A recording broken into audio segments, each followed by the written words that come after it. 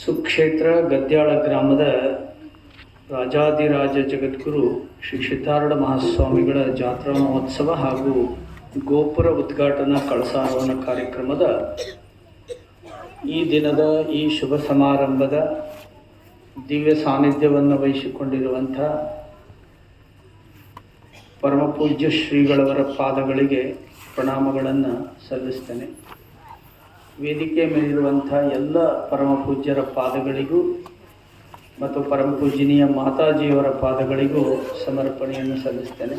ವೇದಿಕೆ ಮೇಲಿರುವಂಥ ಎಲ್ಲ ಪೂಜ್ಯರೇ, ನೆರೆದಿರುವಂಥ ಎಲ್ಲ ಸಮಾಜದ ಸಜ್ಜನ ಬಾಂಧವರೇ,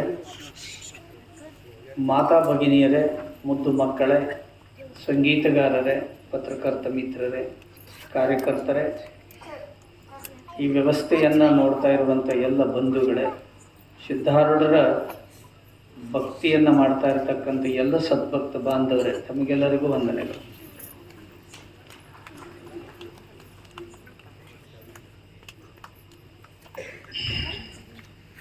ನಾನು ಪ್ರಾರಂಭದಲ್ಲಿ ಒಂದು ಸುಭಾಷಿತವನ್ನು ಹೇಳಿದೆ.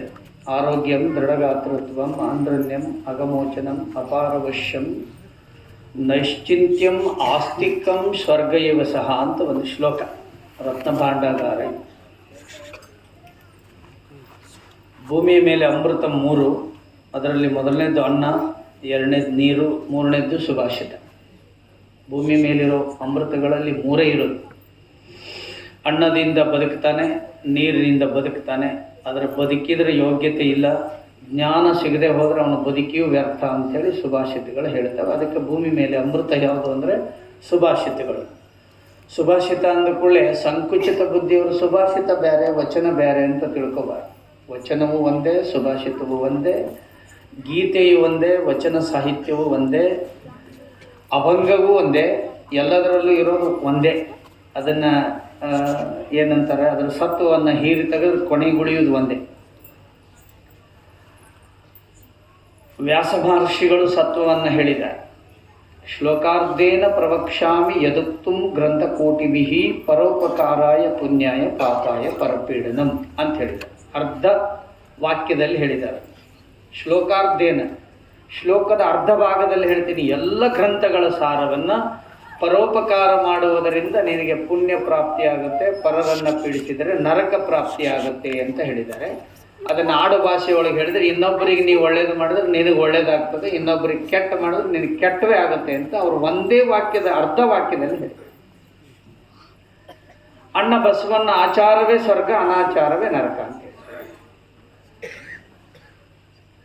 ಬುದ್ಧ ಅಹಿಂಸೋ ಪರಮೋ ಧರ್ಮ ಅಂತ ಹೇಳಿದ್ದಾರೆ. ಶಂಕರಾಚಾರ್ಯರು ಬ್ರಹ್ಮ ಸತ್ಯ ಜಗನ್ಮಿಥ್ಯ ಅಂತ ಹೇಳಿದ್ದಾರೆ. ಅಷ್ಟಷ್ಟೇ ಶಬ್ದಗಳಲ್ಲೇ ಹೇಳಿಬಿಟ್ಟಿದ್ದಾರೆ.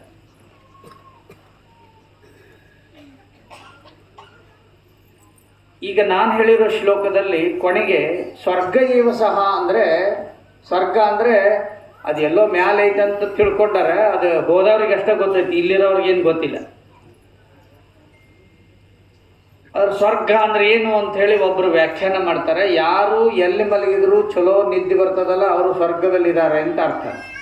ಎಲ್ಲಿ ಮಲ್ಕೊಂಡ್ರು, ಹೊಲದಾಗರ, ಮಣ್ಣಾಗರ, ಕಸದಾಗರ, ಒಟ್ಟು ಎಲ್ಲಿ ಮಲ್ಕೊಂಡ್ರು ಯಾರಿಗೆ ಕಣ್ತುಂಬ ಬೆಳಗಿನ ಮಟ್ಟ ನಿದ್ದೆ ಬರ್ತೈತಿ ಅವನು ಸ್ವರ್ಗದಾಗಿದ್ದಾನಂತ ಅರ್ಥ. ಯಾರಿಗೆ 3 ಹೊತ್ತು ಬೇಷಾಗ ಹೊಟ್ಟೆ ಹಸಿತೈತಲ್ಲ ಅವರು ಸ್ವರ್ಗದಾಗಿದ್ದಾರಂತ ಅರ್ಥ. ಆಮೇಲೆ ಯಾರು ಯಾವುದೂ ಭಯ ಪಡದೆ ಬದುಕ್ತಾ ಇದ್ದಾರಲ್ಲ ಅವರು ಸ್ವರ್ಗದಲ್ಲಿದ್ದಾರೆ ಅಂತ ಅರ್ಥ. ಭಯ ಅಂದರೆ ಸ್ವಾಮಿಗಳಿಗೆ ಭಯ ಪಡೋದಿಲ್ಲರಿ ನಾವಂತಲ್ಲ. ಈ ಬ್ಯಾಂಕಿನವ್ರದ್ದು, ಪಂಚಾಯತಿ ಅವ್ರದ್ದು, ಸೊಸೈಟಿ ಅವ್ರದ್ದು, ಊರು ಸಾಬರಿದು ಬೈದೊಳಗೆ ಬದುಕ್ತಿರ್ತಾರೆ ಕೆಲವು. ಒಟ್ಟ ನಿಶ್ಚಿಂತನಾಗಿರುವುದಕ್ಕೆ ಸಂಬಂಧಪಟ್ಟಂತೆ ಈ ಶ್ಲೋಕವನ್ನು ಹೇಳ್ತಾರೆ.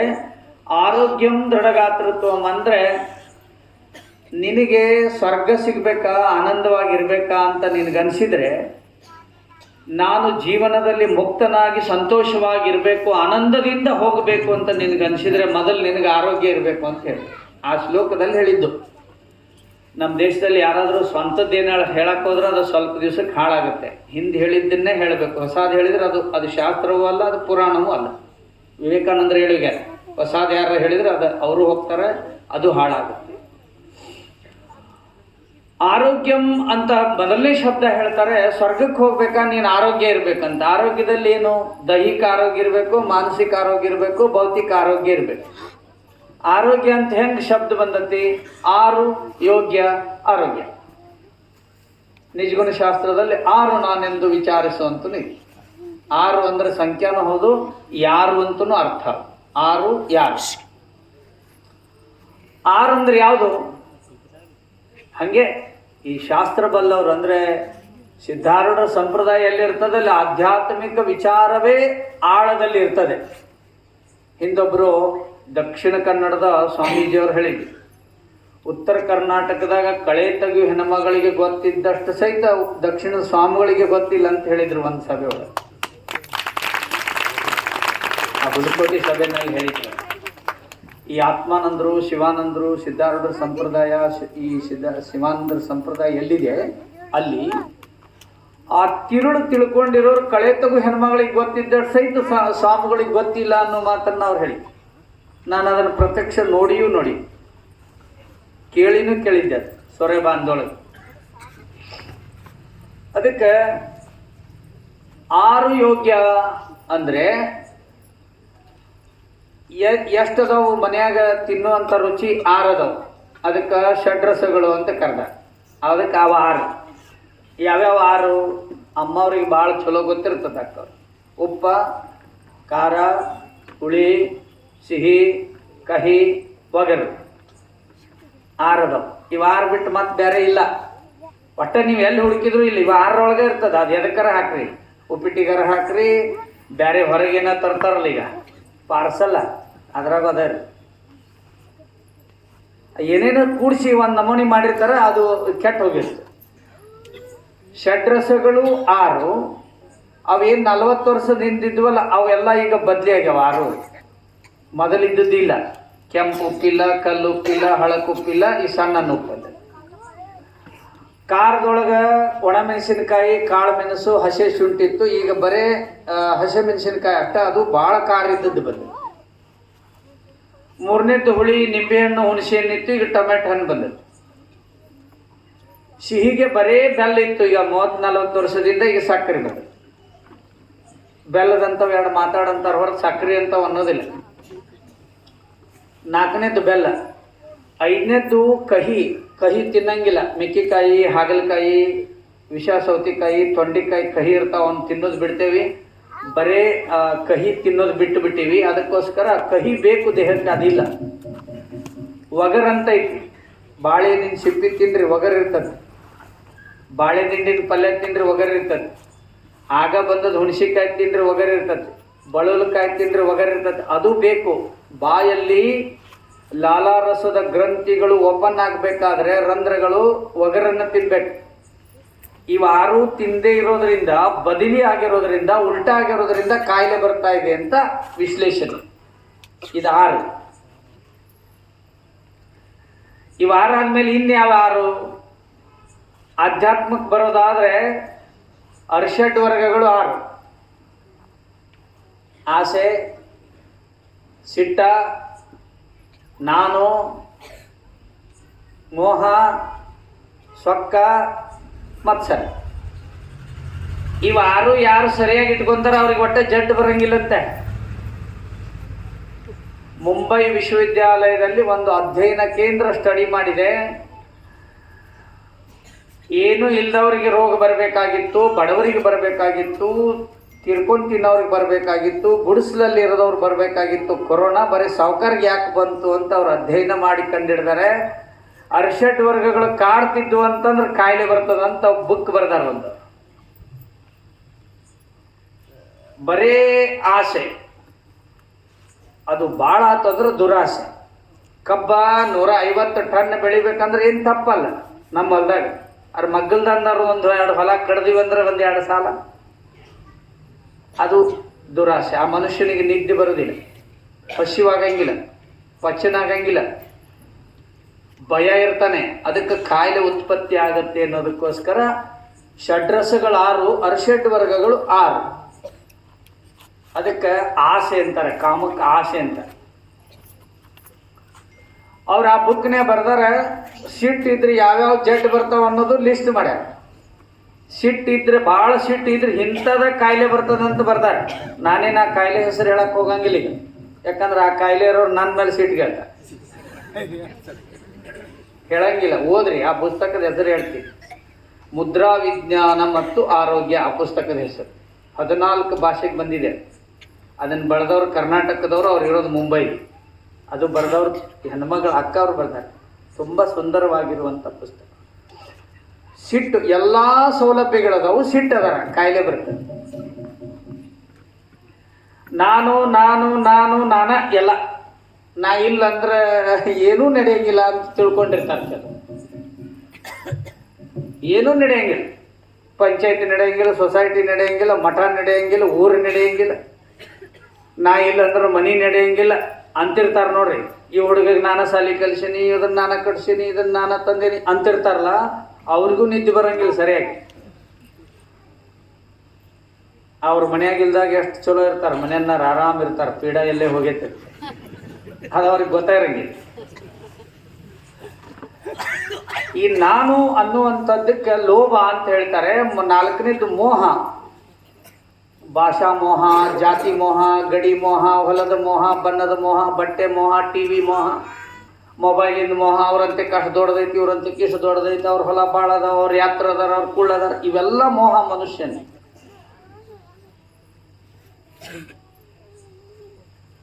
ಜನಕರಾಜನ ಗುರು ಅಷ್ಟಾವಕ್ರ ಮುನಿ ದೇಹ 8 ಥರ ಬೆಂಡಾಗಿತ್ತಂತ. ಆದ್ರೆ ಜನಕರಾಜ ಗುರು ಆಗಿದ್ದವ. ಕಬ್ಬು ಹಿಂಗಿರ್ತದಲ್ಲ ಡೊಂಕ್, ಅದರಂದು ಸಿಹಿ ಏನು ಬೇರೆ ಇರ್ತೈತೆನ ತಿರಂಗಿಲ್ಲ. ಒಳಗಿರುವ ಆತ್ಮ ಒಂದೇ, ಜೀವಾತ್ಮ ಒಂದೇ ಇರುವಂಥದ್ದು. ಅದಕ್ಕೆ ನಮಗೆ ಮೋಹ ಇತ್ತು ಅಂತಂದ್ರೆ ಅದು ಕೂಡ ಕಾಯಿಲೆ ತರ್ತದಂತೆ. ಕಾಯಿಲೆಗಳು ಭಾಳ ಅದಾವು. 108 ಮುಖ್ಯ ಕಾಯಿಲೆ ಅದಾವು, 360 ಉಪ ಕಾಯಿಲೆಗಳಿದಾವು. ಈಗ ಒಂದು ಬಂತು ನಿನ್ನೆ ಮೊನ್ನೆ, ಅದನ್ನೆಲ್ಲ ಸೇರಿದ್ರೆ ಒಂದು 20 ಬೇರೆ ಬಂದವು. ಚಿಕನ್ ಗುನ್ಯ, ಡೆಂಗ್ಯೂ ಜ್ವರ, ಹಂದಿ ಜ್ವರ, ಕೋಳಿ ಜ್ವರ, ಕೊರೋನಾ, ಇವೆಲ್ಲ ಸೇರಿ ಈಗ ಮತ್ತೊಂದು 20 ಜಾಸ್ತಿ ಆಗ್ಯಾವ. ಇನ್ನೊಂದು ಯಾವುದೋ ಬಂತು ಈಗ ನಿನ್ನೆ ಮೊನ್ನೆ ಬಂದತ್ತಂತೆ ಒಳಗೆ.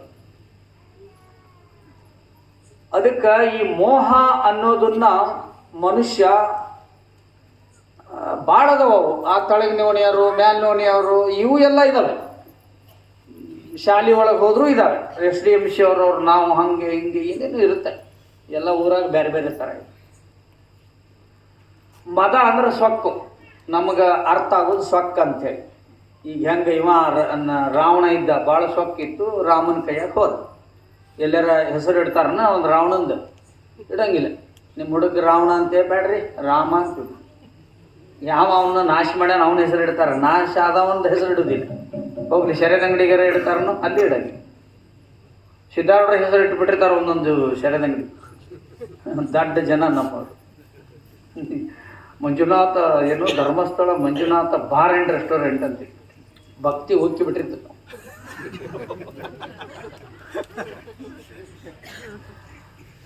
ಲಾಸ್ಟ್ದು ಐತೆ ನೋಡ್ರಿ ಮತ್ಸರ. ಇದು 5 ಎಷ್ಟು ಕೆಲಸ ಮಾಡ್ತಾವ ಅದು ಒಂದ ಮಾಡ್ತದೆ. ನಿಜಗುಂಡ್ರು ಬರ್ದಾರೆ, ಏನಂತ ಬರ್ದಾರೆ? ದುರಿತದೋಳಧಿಕವಾವುದು ಪರರನ್ನ ನಿಂದಿಸುವುದು ಅಂತೇಳಿ. ಎಲ್ಲಕ್ಕಿಂತ ಕೆಟ್ಟ ದುರಿತ ಕರ್ಮವನ್ನೊಲ್ಲದಿರು ನಿಜಗುಂಡ್ರು ಹೇಳ್ಯಾರ. ಕಳಬೇಡ ಕೊಲಬೇಡ ಅವ್ರು ಹೇಳಿದ್ದಾರೆ. ಅಹಿಂಸೋ ಪರಮೋ ಧರ್ಮ ಬೇರೆ ಬೇರೆಯವ್ರು ಹೇಳಿದ್ದಾರೆ. ಆದ್ರೆ ಇಲ್ಲಿ ಏನು ಹೇಳ್ತಾರೆ ಅಂದ್ರೆ, ಇನ್ನೊಬ್ಬರ ಬಗ್ಗೆ ಆಡ್ಕೊಳ್ಳೋದು ಇದೆಯಲ್ಲ, ಇದು ಎಲ್ಲಕ್ಕಿಂತ ಕೆಟ್ಟ. ದುರಿತದೋಳಧಿಕವಾವುದು. ಪ್ರಶ್ನೆ ಕೇಳಿದ್ದಾರೆ ಶಿಷ್ಯ, ಇವ್ರು ಹೇಳ್ತಾರೆ ಪರರನ್ನ ನಿಂದಿಸುವುದು. ನೀವು ಸಿದ್ಧಾರ್ಢರ ಚರಿತ್ರೆ ಚೆನ್ನಾಗಿ ಓದ್ರಿ. ಒಮ್ಮೆ ಒಬ್ಬಕ್ಕೆ ಅಮ್ಮ ಕೇಳ್ತಾರೆ ಅವ್ರು ಸೇವೆ ಮಾಡುವಾಗ, ಯಪ್ಪ ನೀನು ಎಲ್ಲ ಭಾಳ ಪವಾಡ ಪುರುಷ ಅಜ್ಜದಿ, ಈ ಎಮ್ಮಿಗೊಡ್ಡು ಏನಾಗಿತ್ತು ಅಂದ್ರೆ ಹೇಳಿದೆ, ಈ ಕಾಗಿ ಏನಾಗಿತ್ತು ಅಂತ ಹೇಳಿದೆ, ಈ ಆಡ್ಕೊಳ್ಳೋರು ಏನಾಗ್ತಾರಂತ ಕೇಳಿದ್ರೆ ಹೊಟ್ಟೆ ಕೆಟ್ಟು ಹುಡುಗರು ಸಂಡಾಸ ಮಾಡಿದಾಗ ಜಂತಾಗಿರ್ತಾರಲ್ಲ ಅವರಾಗಿ ಹುಡ್ತಾರಂತ ಹೇಳಿ ಚರಿತ್ರೆಯಲ್ಲಿ ಬರ್ತದೆ. ಜಂತಾಗೆ ಹುಡ್ತಾರಂತ ಹೇಳ ಸಿದ್ಧಾರ್ಥ. ಅವ್ರ ಪುರಾಣಕ್ಕೆ ಕಾಗಿ ಬರ್ತಿತ್ತು ಅಂದಾಗ ದಿನ ಬಂದು ಕುಂದಿರ್ತಿತ್ತಂತ. ಇದ್ಯಾಕೆ ಬಂದತ್ತಂದ್ರೆ, ಈ ಮಠದಾಗ ಒಬ್ಬ ಇದ್ನಲ್ಲಪ್ಪ, ಅವ ಬರೇ ಊಟದ ಕಡೆನೇ ನಿಂತ ಅವ ಸತ್ತ ಮೇಲೆ ಕಾಗಿ ಆಗಿ ಹುಟ್ಟ್ಯಾನ ಅಂತ ಹೇಳಿದ್ರಂತ ಸಿದ್ಧಾರ್ಥ. ಸಿದ್ಧಾರ್ಢರು ಅಂತವ್ರು ಏನು ಮತ್ತೆ ಹುಟ್ಟಂಗಿಲ್ಲ. ಈ ಸೂರ್ಯ ಚಂದ್ರ ಇರುವವರೆಗೂ ಹುಟ್ಟಲಿಕ್ಕೆ ಸಾಧ್ಯ ಇಲ್ಲ. ಅಂಥ ದೊಡ್ಡ ಮಹಾನ್ ಜ್ಞಾನಿಗಳಲ್ಲಿ ಅಗ್ರಗಣ್ಯರು ಯಾರು ಅಂದ್ರೆ ಸಿದ್ಧಾರೂಢರು. ಅಷ್ಟಸಿದ್ಧಿ ಪ್ರಾಪ್ತ ಮಾಡಿಕೊಂಡಿರುವಂಥವ್ರು. ಅವರ ಪುರಾಣ ಪುಣ್ಯಕಥೆಯನ್ನು ನಾವು ಕೇಳಕತ್ತೀವಿ ಅಂದ್ರೆ ಬ್ರಹ್ಮಾಂಡವನ್ನೇ ಕುಟ್ಟಿ ಪುಡಿ ಮಾಡಿ ಮೆಟ್ಟಿನ ಮೇಲೆ ತೂರಿದ್ರೆ ಎಷ್ಟು ಕಣಗಳಾಗಿ ಹುಟ್ಟಿ ಬರ್ತೇವೋ, ಪೂರ್ವ ಜನ್ಮದ ಪುಣ್ಯ ಇಲ್ಲಂದ್ರೆ ಈ ಶಾಸ್ತ್ರ ಕಿವಿ ಮೇಲೆ ಬೀಳುವುದಿಲ್ಲ ಅಂತ ಹೇಳ್ಯಾರ ನಿಜಗೊಂಡ್ರು. ಅಂತಂದ್ರೆ ಆ ಮಹಾತ್ಮರ ಸನ್ನಿಧಿ ಒಳಗೆ ನಾವು ಕೇಳಕತ್ತೀವಿ ಅಂದ್ರೆ ನಾವು ಪುಣ್ಯ ಮಾಡಿದ್ರೆ ಅಷ್ಟ ಕರ್ಕೊಂಡ್ಬರ್ತದೆ. ಉಳಿದವ್ರು ರಗಡ ಮಂದಿ ಧಾರಾವಾಹಿ ನೋಡ್ತಿರ್ತಾರೆ, ಮರ್ಡರ್ ಮಾಡೋದಿರ್ತದೆ ಇಷ್ಟೊತ್ತಿಗೆ. ಅದನ್ನು ಬಿಟ್ರಂದ್ರೆ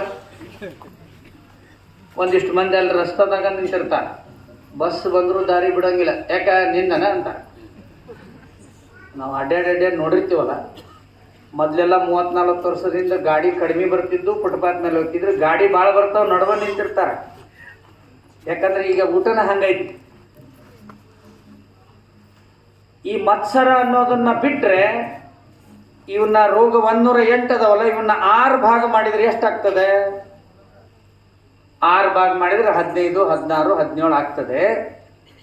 ಆಸೆ ಬಿಟ್ರೆ 16 ರೋಗ, ಸಿಟ್ಟು ಬಿಟ್ರೆ 16 ರೋಗ, ಹಿಂಗೆ ಮತ್ಸರ ಬಿಟ್ರೆ 16 ರೋಗಗಳು ನಮಗೆ ಬರುವುದಿಲ್ಲ ಅಂತ ಹೇಳ್ತದೆ.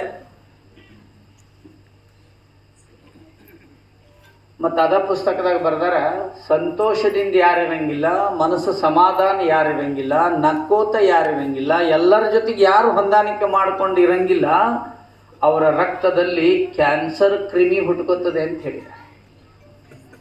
ಅದಕ್ಕೆ ಈಗ ಭಾಳ ಆಗೈತೆ ಕ್ಯಾನ್ಸರ್. ಎಷ್ಟೈತಿ ಈಗ? ಸದ್ಯ 3,20,00,000 ಐತಿ ಇವತ್ತಿನ. 3,20,00,000 ಭಕ್ತರು ಜಗ್ಗದವ್ರ ದೇಶದಾಗ, ಕ್ಯಾನ್ಸರ್ನವರು ಜಗ್ಗದ. ಆಸ್ಟ್ರೇಲಿಯಾದೊಳಗೆ ಪೊಲೀಸ್ ಸ್ಟೇಷನ್ ಭಾಳ, ಅಮೇರಿಕಾದಾಗ ಹುಚ್ಚ ಆಸ್ಪತ್ರೆ ಭಾಳ, ಚೀನಾದೊಳಗೆ ದವಾಖಾನೆ ಭಾಳ, ಭಾರತದೊಳಗೆ ದೇವಸ್ಥಾನಗಳು ಭಾಳ. ಸುಮ್ಮನೆ ಕಟ್ಟಿಲ್ಲ ಹುಚ್ಚ ಆಸ್ಪತ್ರೆ, ಅಷ್ಟು ಹುಚ್ಚಿರೋದಾರ ಅಮೇರಿಕಾದಾಗ. ಇಲ್ಯಾಕ ಗುಡಿ ಮಠ ಮಂದಿರ ಎಷ್ಟು ಭಾಳ ಕಟ್ಟಿರ ಅಂದ್ರೆ ಭಕ್ತರು ಭಾಳ ಮಂದಿ ಅದಾರ. ಭಕ್ತರು ಭಾಳ ಮಂದಿ ಇರೋದ್ರಿಂದನ ಇಷ್ಟು ಜನ ಸ್ವಾಮೀಜಿಗಳದಾರ. ಕಾವಿ ಹಾಕಿರೋ ಸ್ವಾಮೀಜಿಗಳ ಸಂಖ್ಯೆನೇ 2006 12 ಲಕ್ಷ ಅದಾರಂತ ಭಾರತ. ಬೇರೆ ದೇಶದಾಗ ಸ್ವಾಮಿಗಳಿಲ್ಲ. ಸ್ವಾಮಿಗಳು ಅಂದ್ರೆ ಏನ್ರಿ, ಯಾವ ಡಿಗ್ರಿ ಅದು ಅಂತ ಕೇಳ್ತಾರೆ. ಆ ಬಟ್ಟೆ ನೋಡಿದ ಕೂಡಲೇ ನಮಸ್ಕಾರ ಮಾಡಬೇಕು ಅಂತ ಯಾಕೆ ಅನಿಸುತ್ತೆ ಅಂದ್ರೆ, ಬೇರೆದು ಯಾವ್ದಾರ ಬಣ್ಣದ ಹಾಕೊಂಡ್ರೆ ಸಂಶಯ ಬರ್ತದೆ ನಮ್ಗೆ. ಹೌದು ಅಲ್ಲಿ ಇವ್ರದ್ದು. ಅದೇ ಬಟ್ಟೆ ನೋಡ್ರೆ ಹುಡುಗರು ದೊಡ್ಡವರು ಎಲ್ಲರೂ ನಮ್ಮ ದೇಶದ ಸಂಸ್ಕಾರ. ನಾಳೆ ಬೆಳಿಗ್ಗೆ ಹೇಳ್ರಿ ಬೇಗ ಎದ್ದು ಸೂರ್ಯೋದಯ ಕಡೆ ನೋಡ್ರಿ, ಅವನು ಕಾಮಿ ಬಟ್ಟೆ ಹಾಕೊಂಡನ ಬರ್ತಾನೆ ಸೂರ್ಯ. ಜಗತ್ತು ಬೆಳಗ್ಬೇಕಾದ್ರೆ ಸೂರ್ಯ ಬೇಕು, ನಮ್ಮ ಅಜ್ಞಾನ ಬೆಳಗ್ಬೇಕಾದ್ರೆ ಸ್ವಾಮೀಜಿಗಳು ಬೇಕು. ಅದಕ್ಕೆ ಆ ಬಣ್ಣದ ಹಾಕೊಂಡು.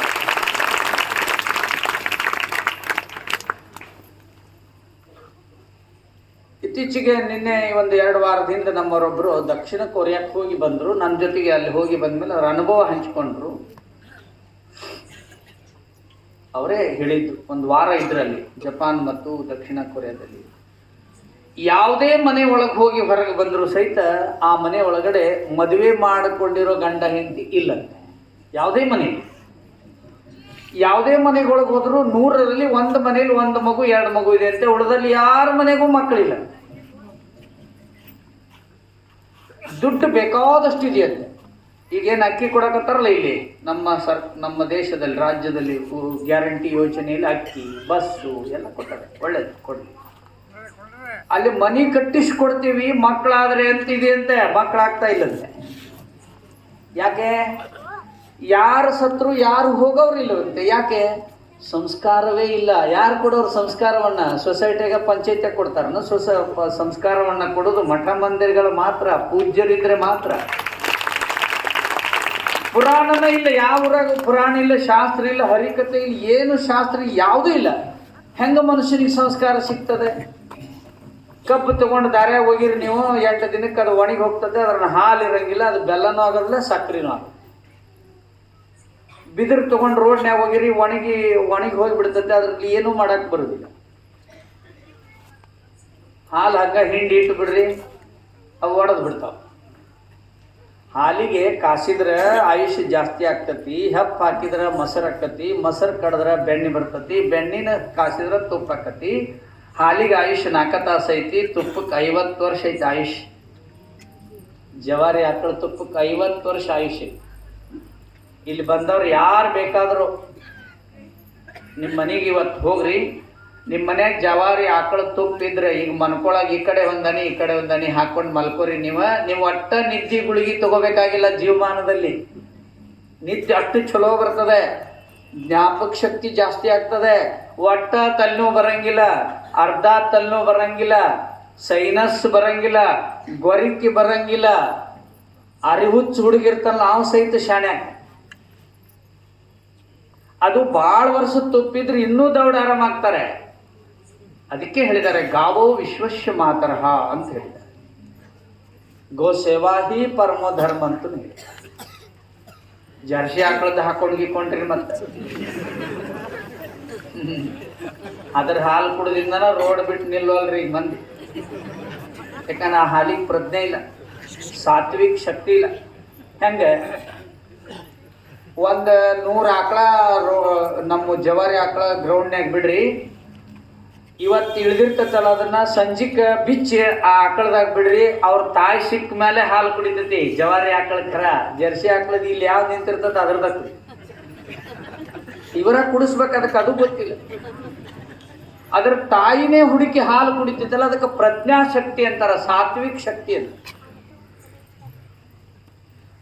ವಿಶ್ವದ ನಾನಾ ದೇಶಗಳು ಇನ್ನೊಂದಿಷ್ಟು ವರ್ಷಗಳಲ್ಲಿ ಏನು ಕತೆ ಆಗ್ತದೆ ಅಂತ ಗೊತ್ತಿಲ್ಲ. ಇಟಲಿ ದೇಶದಲ್ಲಿ 6000 ಗ್ರಾಮಗಳಲ್ಲಿ ಒಬ್ಬರು ಜನ ಇಲ್ವಂತೆ. ಈ ಭಾರತ ಇವತ್ತು ಸಹಿತ, ಮುಂದೆಯೂ ಸಹಿತ, ಹಿಂದೆಯೂ ಸಹಿತ ಒಂದಾಗಿ ಒಟ್ಟಾಗಿ ಇರುವುದಾದರೆ, ಭಾರತದ ಸಂಸ್ಕೃತಿ ಉಳಿಯುವುದಾದರೆ ಅದು ಉಳಿಯೋದು ಕೇವಲ ಮಠ ಮಂದಿರಗಳಿಂದ ಮಾತ್ರ. ಉಳಿದ್ರಿಂದ ಉಳಿಲಿಕ್ಕೆ ಸಾಧ್ಯ ಇಲ್ಲ. ಮತ್ತೆ ಕೇಳಿದ್ದನ್ನು ಹೋಗಿ ಮನೆಯಾಗ ಆಚಾರ ಮಾಡಿದರೆ ಮಾತ್ರ ಸಮಾಜ ಉಳಿತದೆ, ಇಲ್ಲಿಕ್ಕೆ ಅದು ಉಳಿಯುತ್ತೆ. ಯಾಕಂದ್ರೆ ಭೂಮಿ ಬಂಜರಾಗಿದೆ, ಭೂಮಿಯಲ್ಲಿ ಸಾವಯವ ಶಕ್ತಿ ಇಲ್ಲ, ಹ್ಯೂಮಸ್ ಕಡಿಮೆ ಆಗಿದೆ. ಸ್ವತಂತ್ರ ಬಂದ ಸಂದರ್ಭದಲ್ಲಿ 4 ಅಡಿ ನಮ್ಮದು ಸಾವಯವ ಇತ್ತು, ಈಗ 0.2 ಮಾತ್ರ ಇದೆ. ಸಾವಯವ ಇಲ್ಲ ಭೂಮಿಯಲ್ಲಿ. ಭೂಮಿಯಲ್ಲಿ ಯಾವ ಸತ್ವ ಕಡಿಮೆ ಆಗ್ತದೆ? ಆಹಾರದಲ್ಲಿ ಸತ್ವ ಕಡಿಮೆ ಆಗ್ತದೆ. ಆ ಸತ್ವ ಕಡಿಮೆ ಆಗಿದ ಆಹಾರ ಯಾವಾಗ ತಿಂತಾನ ಮನುಷ್ಯನ ದೇಹದಲ್ಲಿ ಸತ್ವ ಕಡಿಮೆ ಆಗ್ತದೆ. ಯಥಾ ಬ್ರಹ್ಮಾಂಡ ತಥಾ ಪಿಂಡ. ಯಾವಾಗ ಸತ್ವ ಕಡಿಮೆ ಇರ್ತದೆ, ಮನುಷ್ಯನ ಮಾತಿನಲ್ಲಿ ಸತ್ವ ಇರೋದಿಲ್ಲ, ಮನುಷ್ಯನ ಯೋಚನೆಗಳಲ್ಲೂ ತರ್ಕ ಇರೋದಿಲ್ಲ, ಪರಸ್ಪರರಲ್ಲಿ ಬಾಂಧವ್ಯ ಇರೋದಿಲ್ಲ, ಮಾನವನ ಬದುಕಿನ ಸಾರಸ್ಯವೂ ಅವನಿಗೆ ಗೊತ್ತಾಗುತ್ತೆ. ಎಂಥ ನೋವಿನ ಸಂಗತಿ ಗೊತ್ತಾ? ಯಾವುದೇ ಹಳ್ಳಿಲಿ ಹೋಗ್ರಿ ನೀವು, ನಿಮ್ಮೂರಲ್ಲೇ ನಾಳೆ ಬೆಳಿಗ್ಗೆ ಲೆಕ್ಕ ಹಾಕಿರ್ಬೇಕಾರೆ ಹಂಗಾಗಿರಬಾರ್ದು, ಒಳ್ಳೇದು ಆಗಿರ್ತದೆ ಅಂತ ನನಗೆ ಗೊತ್ತಾಗಿದೆ. ಪ್ರತಿ ಗ್ರಾಮದಲ್ಲಿ 1000 ಜನಸಂಖ್ಯೆ ಇರೋ ಊರಿನಲ್ಲಿ ಪ್ರತಿ ವರ್ಷಕ್ಕೆ ಇಬ್ಬರಿಗೆ 25 ವರ್ಷದ ಒಳಗಿನ ಹುಡುಗರಿಗೆ ಹಾರ್ಟ್ ಅಟ್ಯಾಕ್ ಆಗ್ಲಿಕ್ಕೆ ಬೋರ್ಡ್ ಹಾಕಕತ್ಬಿಟ್ರೆ ಎಲ್ಲ ಊರಾಗ. ಮತ್ತೆ ಹುಟ್ಟಿ ಬಾ ಅಂತೇಳಿ ಅವ್ನು ಮೊಬೈಲ್ ಹಿಡ್ಕೊಂಡು ಹಿಂಗೆ ನಿಂತಿರ್ತಾನೆ. ಎಲ್ಲಿ ಹುಟ್ಟಿ ಬರ್ತಾನ? ತಿನ್ನೋದು ಸಿದ್ದುನ್ನ. 25 ವರ್ಷ, ಇನ್ನೂ ಮದುವೆಲಿ ಏನಿಲ್ಲ. ಎಂತೆಂಥ ಸಂಗತಿ ಕೇಳಾಕತ್ತೀವಿ ಅಂದ್ರೆ, ಅಕ್ಷತೆ ಹಾಕುವಾಗ ಹಾರ್ಟ್ ಅಟ್ಯಾಕ್ ಆಗಿದ್ದು ಕೇಳಿದ್ವಿ. ಈಗ ಶಾಲೆಗೆ ಹೋದ ಹುಡುಗಿ 7 ವರ್ಷದ ಹುಡುಗಿ ಅಲ್ಲೇ ಪ್ರಾರ್ಥನೆ ಮಾಡುವಾಗ ಹಾರ್ಟ್ ಅಟ್ಯಾಕ್. ಯಾಕೆ? ನಾ ಪಾರಂಪರಿಕ ವೈದ್ಯ ಅಂತ ಕರೆದಿದ್ದಾರೆ. ನಾಳೆ ಬೆಳಿಗ್ಗೆನೆ ನಾನು ಎಷ್ಟು ದೂರ ಹೋಗ್ಬೇಕಂದ್ರೆ, ನಾಳೆನೇ 600 ಕಿಲೋಮೀಟರ್ ಹೋಗ್ಬೇಕು ಬೆಳಿಗ್ಗೆ 5 ಗಂಟೆಗೆ.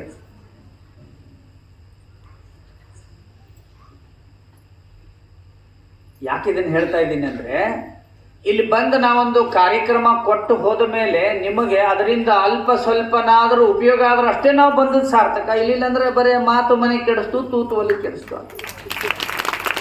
ಏನು ಮಾಡೋದು? ನಾನು ಮಾತಾಡಿ ಏನೂ ಉಪಯೋಗ ಇಲ್ಲ. ಒಂದೊಂದು ಸಭಾದ ನೋಡಿದ್ರೆ ಈಗ ಮಾಲಾರ್ಪಣೆ ಮಾಡಿರಲಿ ಎಷ್ಟು ಖುಷಿ ಆಯ್ತಲ್ಲ ನಂಗೆ ನೋಡಿ. 2-3 ನಿಮಿಷದಾಗ ಮುಗಿದು ಬಿಡ್ತೀವಿ. ಒಂದೊಂದು ಕಾರ್ಯಕ್ರಮ ಇರ್ತಾವ, ಆ ಕಾರ್ಯಕ್ರಮದ ಹೆಸರೇ ಮಾಲಾರ್ಪಣಾ ಕಾರ್ಯಕ್ರಮ, ಮತ್ತೇನು ವಿಷಯ ಇರೋಂಗೇ ಇಲ್ಲ. ಅವರು ಪರಿಚಯ ಮಾಡಕ್ಕೆ ಬಂದವರು ಅವತ್ತ ಡ್ರೆಸ್ ಹೊಸದು ಹೊಲಿಸ್ಕೊಂಡು ಬಂದುಬಿಟ್ಟಿರ್ತಾರೆ. ಅದು ಅಂದಾಜು ಮೊನ್ನೆ ಒಂದು ಊರಿಗೆ ಹೋಗಿದ್ದೆ, ಅವ್ರು ಹೇಳೋದು ಬೇಡ, ಕಾರ್ಯಕ್ರಮದಲ್ಲಿ ಹೋಗಿ ಕುಂತೆ.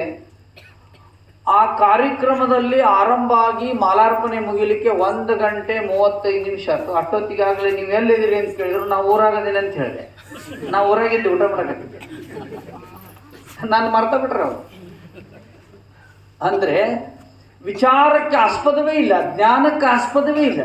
ಬರೀ ಆಲಾಪಗಳು ಆವು ಇವು ಮಾಡಿ ಮಾಡಿ ಮುಗಿಸಿದ್ರೆ ಈಗ ಯಾಕೆ ಮಾಡಕತ್ತೀವಿ ಅನ್ನೋದು ಗೊತ್ತಾ? ಕಾರ್ಯಕ್ರಮ ಎಷ್ಟು ಚಂದ ಐತೆ ನೋಡ್ರಿ, ಹೆಸರದ ಕಾರ್ಯದ ಕ್ರಮ. ನಾವು ಮನೆಗೆ ಹೋಗಿ ನಮ್ಮ ಕಾರ್ಯದ ಕ್ರಮವನ್ನು ತಿಳಿಸ್ಲಿಕ್ಕೆ ಇಲ್ಲಿ ಬಂದಿರ್ತೀವಿ. ಈಗ ಬರೋದೆಲ್ಲ ಬರೀ ಕಾರ್ಯ ಆಕ್ರಮ. ಅವ್ರ ಮಂದಿನೂ ಇರಬೇಕು, ಇವ್ರ ಮಂದಿನೂ ಇರಬೇಕು, ಬರೀ ಇದನ್ನು ನಡೆದು ಬಿಡ್ತಾರೆ. ಅಕಸ್ಮಾತ್ ಜಾತೀಯತೆ ಎಲ್ಲಿಲ್ಲ ಅಂದರೆ ಶುದ್ಧ ಆಧ್ಯಾತ್ಮ ಎಲ್ಲಿದೆ ಅಲ್ಲಿ ಮಾತ್ರ ಜಾತೀಯತೆ ಇಲ್ಲ. ಶುದ್ಧ ಆಧ್ಯಾತ್ಮ, ಬ್ರಹ್ಮ ಸತ್ಯ ಜಗನ್ಮಿತ್. ಬಹಳ ಸಂತೋಷ ಅನಿಸ್ತದೆ. ದೇವರಿಗೆ ಎನ್ನೂರಿಗೆ ಹೋಗಿದ್ದೆ, ಅವತ್ತು ಬಿದರ್ ಶಿವಕುಮಾರ ಸ್ವಾಮಿಗಳು ಬಂದಿದ್ರು. ಹೋದ ವರ್ಷ ಸಿದ್ದೇಶ್ವರ ಸ್ವಾಮಿಗಳ ಕಾರ್ಯಕ್ರಮಕ್ಕೆ ಹೋಗಿದ್ವಿ. ಯಾವುದೇ ಭೇದ ಭಾವ ಇಲ್ಲ. ಭೇದ ಭಾವ ಎಲ್ಲಿರುತ್ತೋ ಆ ಊರನ್ನು ಉದ್ಧಾರ ಆಗೋದಿಲ್ಲ, ಆ ದೇಶವೂ ಉದ್ಧಾರ ಆಗೋದಿಲ್ಲ.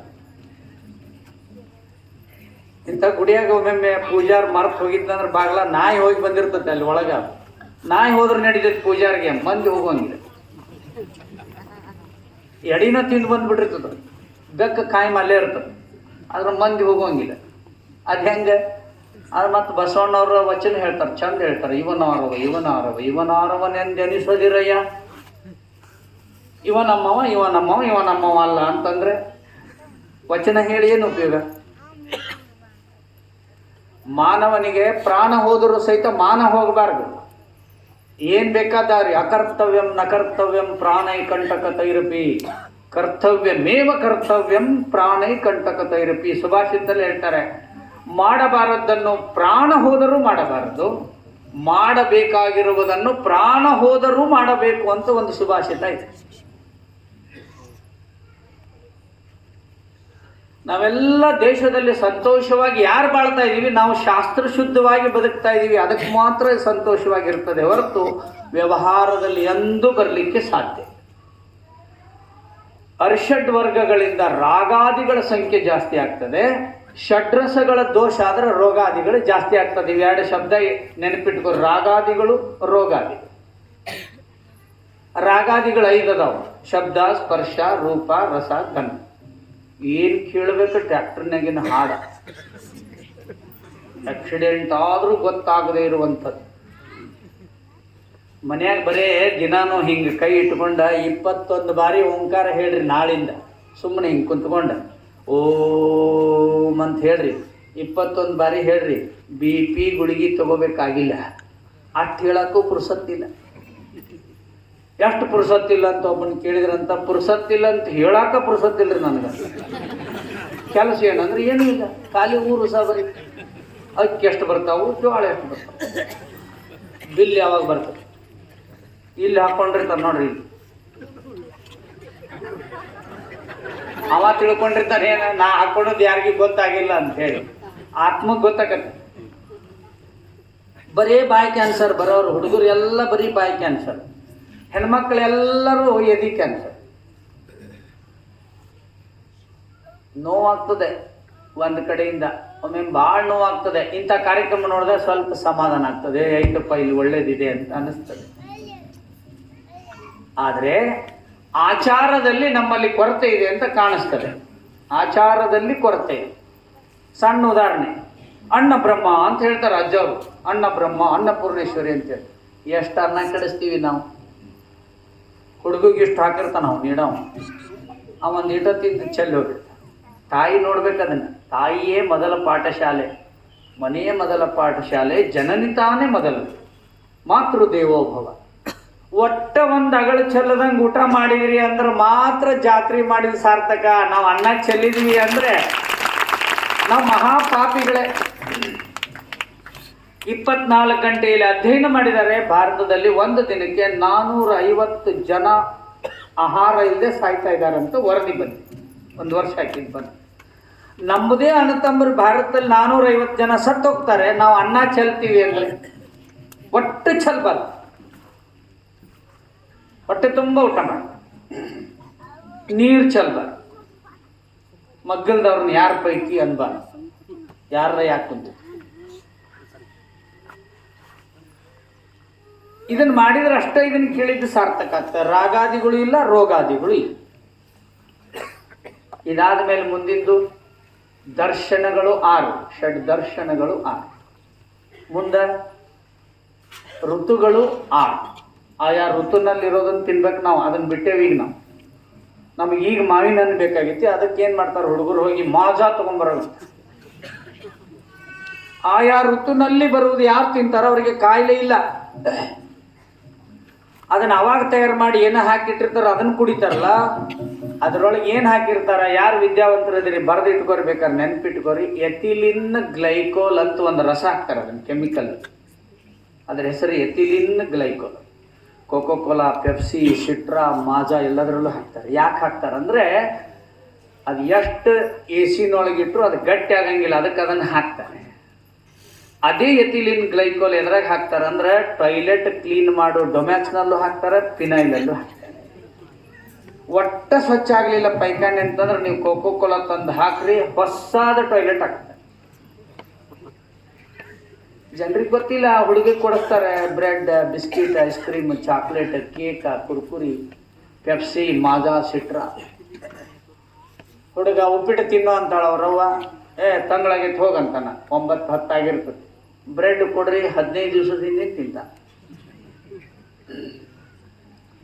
ನಾ ಭಾಳ ಸಭೆಯಲ್ಲಿ ಹೇಳೀನಿ, ದವಾಖಾನಿಗೆ ಹೋದವ್ರು ಭಾಳ ಮಂದಿ ಯಾಕೆ ದವಾಖಾನ್ಯಾಗ ಸಾಯ್ತಾರ ಅಂದ್ರೆ ಇವ್ರು ಹೋದವರೆಲ್ಲ ಬರೀ ಬ್ರೆಡ್ ಓದು ಕೊಟ್ಟಿರ್ತಾರ.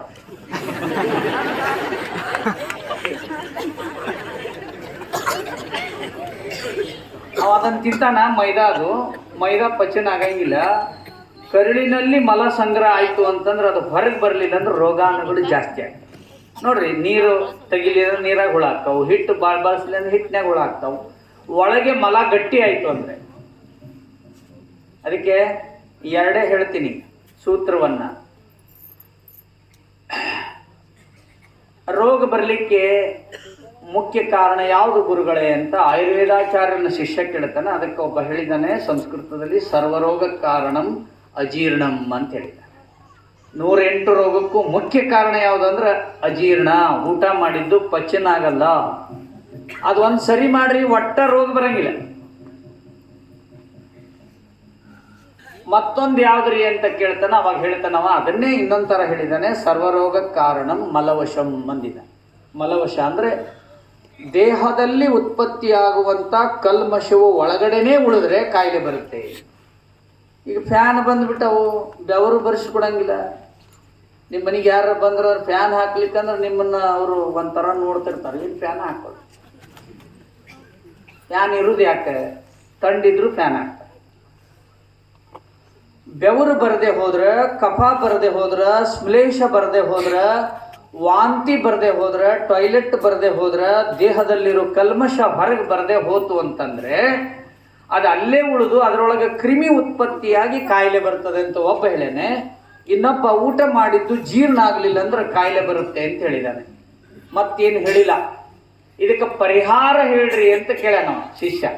ಪರಿಹಾರ ಹೇಳ್ತಾನೆ, ಏನು? ಲಂಘನಂ ಪರಮೌಷಧಂ. ಇಷ್ಟೇ ಉತ್ತರ. ಸರ್ವರೋಗ ಕಾರಣಂ ಅಜೀರ್ಣಂ ಮಲವಶಂ. ಉತ್ತರ ಲಂಘನಂ ಪರಮೌಷಧಂ. ಏನು ಲಂಘನಂ ಅಂದರೆ, ಬೆಳಿಗ್ಗೆ ಎಷ್ಟೊತ್ತಿಗೆ ಉಪಹಾರ ಮಾಡ್ತೀರಿ ದಿನಾಲು ಅಷ್ಟೊತ್ತಿಗೆ ಉಪಹಾರ ಮಾಡಬೇಕು.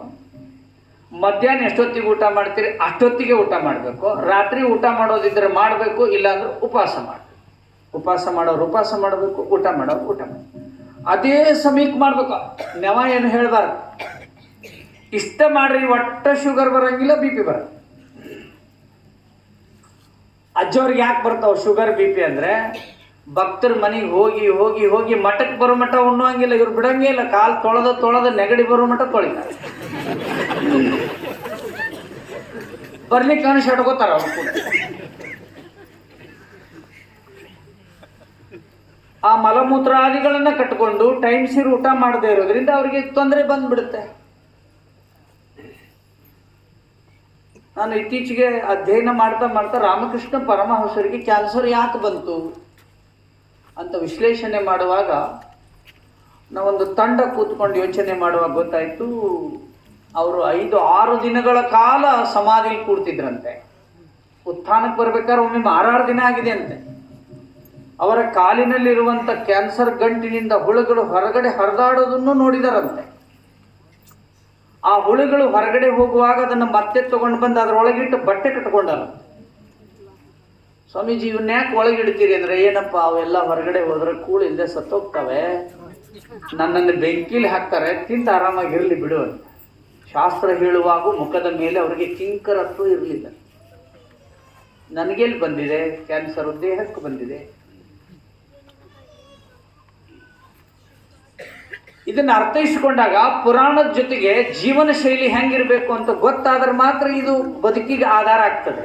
ನಾನು ಷಡ್ರಸ ಹೇಳಿದೆ, ಕಲ್ಲುಪ್ಪು ತಿನ್ನಬೇಕು, ಹಳಕುಪ್ಪು ತಿನ್ನಬೇಕು, ಕಾಳು ಮೆಣಸು ತಿನ್ನಬೇಕು, ಒಣಮೆಣಸಿನ್ಕಾಯಿ ತಿನ್ನಬೇಕು, ಬೆಲ್ಲನ ತಿನ್ನಬೇಕು, ಹುಳಿ ನಿಂಬೆಹಣ್ಣಿನ ತಿನ್ನಬೇಕು, ಕಹಿನೂ ತಿನ್ನಬೇಕು, ಒಗರನ್ನು ತಿನ್ನಬೇಕು ಅಂತ ಅದರ ಅರ್ಥ. ಅರ್ಷಡ್ ವರ್ಗಗಳು ಹೇಳಿದ್ವಿ ಅಂದರೆ ಯಾವ್ಯಾವ್ದು ಹೇಳಿದ್ವಿ ಅದನ್ನು ಮಾಡಬಾರ್ದು ಅಂತ ಅರ್ಥ. ಒಬ್ಬೊಬ್ಬರಿಗೆ ಹೇಳಕ್ಕೆ ಬರ್ತದೆ, ಮಾಡಬೇಡ್ರಿ.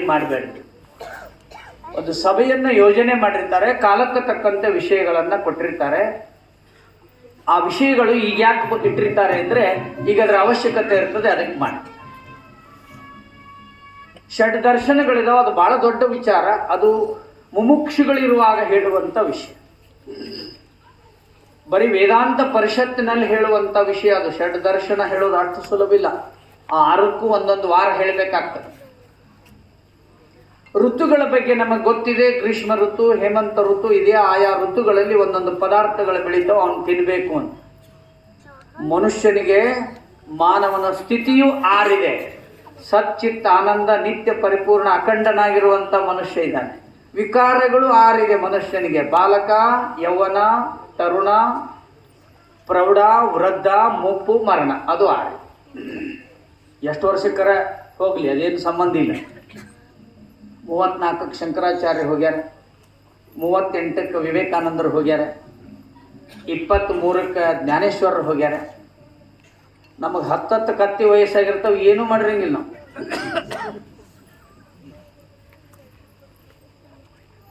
ಅದೇನಾಗುತ್ತೆ ಅಂದರೆ, ಈ ಕೋಶ ಓದದೆ, ದೇಶವನ್ನು ಸುತ್ತದೆ, ಬೇರೆಯವ್ರ ವಿಷಯವನ್ನು ಕೇಳದೆ, ಅದಕ್ಕೆ ಸರ್ವಜ್ಞ ಹೇಳ್ತಾನೆ, ಬರೆಯದೆ ಓದುವವನ, ಓದದೆ ಬರೆಯುವವನ, ಬರಿಗಾಲಿಲೆ ನಡೆಯುವವನ ಅಂತ ಹೇಳ್ತಾನಲ್ಲ. ಅವನು ಎಷ್ಟು ವರ್ಷಕ್ಕೆ ಸತ್ತಾನು ಗೊತ್ತಿಲ್ಲ. ಅವ್ರ ವಚನ ಬರೆಯಕ್ಕೆ ಕಲ್ತದ್ದು ನಾವು 12ನೇ ವರ್ಷಕ್ಕೆ. 7 ಲಕ್ಷಗಳು 7 ಲಕ್ಷ 7,777 ವಚನಗಳನ್ನು ಬರೆದಾನ ಸರ್. ಈಗ ಕೇಳ್ತಾ ಮನುಷ್ಯನಿಗೆ ಗೊತ್ತಾಗ್ತದೆ, ನಾವು ಎಷ್ಟು ಕಲ್ತಿದ್ರು, ಎಷ್ಟು ಕೆಲಸ ಮಾಡಿದ್ರು, ಎಷ್ಟು ಬೇಕಾದಷ್ಟು ಒಳ್ಳೇದು ಮಾಡಿದ್ರು ಸಹಿತ ಅದನ್ನು ಹೇಳಿಕೊಳ್ಳದೆ ಇರೋಂಗೆ ಇರ್ತಾರಲ್ಲ, ಅವನಿಗೆ ಆರೋಗ್ಯ ಇನ್ನೂ ಚೆನ್ನಾಗಿದೆ. ಒಟ್ಟ ಹೇಳ್ಕೊಬಾರ್ದು ಅದನ್ನು. ನಾ ಮಾಡೀನಿ ಏನು ಹೇಳೋ. ನಿಜಗುಂಡ್ರದ್ರಲ್ಲಿ ಬರ್ದಾರೆ, ಅದು ಯಾವ ಪದ್ಯ ಅಂಥೇಳಿ ಜ್ಞಾನ ಪ್ರತಿಪಾದನಾ ಸ್ಥಳದಲ್ಲಿದೆ. ಪದ್ಯದ ಸಂಖ್ಯೆ ನಂಗೆ ಗೊತ್ತಿಲ್ಲ, ಅದು ಸ್ಪಷ್ಟವಾದ ವಾಕ್ಯವೂ ನಂಗೆ ಗೊತ್ತಿಲ್ಲ. ಜ್ಞಾನಿಗಳಲ್ಲಿ ಅಹಂಕಾರ ಬಂದೊಡೆ, ಜ್ಞಾನಿಗಳಲ್ಲಿ ಅಹಂಕಾರ ಬಂದರೆ, ನನಗೆ ಅದು ಗೊತ್ತೈತಿ, ನಾನು ಇದು ಗೊತ್ತೈತಿ, ನನಗೆ ಅಷ್ಟು ಜ್ಞಾನ ಗೊತ್ತೈತಿ, ನಾನು ಇಷ್ಟು ತಿಳ್ಕೊಂಡೀನಿ ಅಂತ ಬಂತು ಅಂದರೆ ವೇಶ್ಯೆಯೊಬ್ಬಳು ಗರ್ಭಿಣಿಯಾದಂತೆ ಅಂತ ಬರ್ತಿದ್ದಾರೆ. ವೇಶ್ಯರು ಗರ್ಭಿಣಿ ಯಾರು ಕುಬಸ ಮಾಡ್ತಾರೆ? ಯಾರಿಗಂತ ಮಾಡೋದು? ಎಷ್ಟು ಮಾಡೇವಂದ್ರು ಎಲ್ಲಿಂದ ಮಾಡೇವಿ?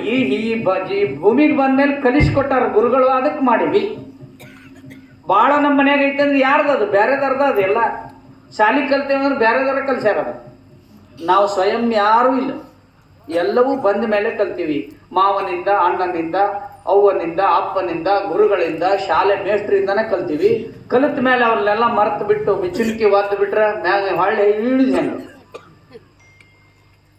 ಅದಕ್ಕಾಗಿ ಇದನ್ನು ಅರ್ಥೈಸಿಕೊಂಡ್ರೆ ಏನಾಗುತ್ತೆ ಅಂದರೆ, ಇದು ಆಧ್ಯಾತ್ಮಿಕ ವೇದಿಕೆ ಆಗಿರೋದ್ರಿಂದ ನಾನು ಔಷಧೀಯ ವಿಷಯವನ್ನೇ ಪೂರ್ಣವಾಗಿ ಹೇಳಿಲ್ಲ.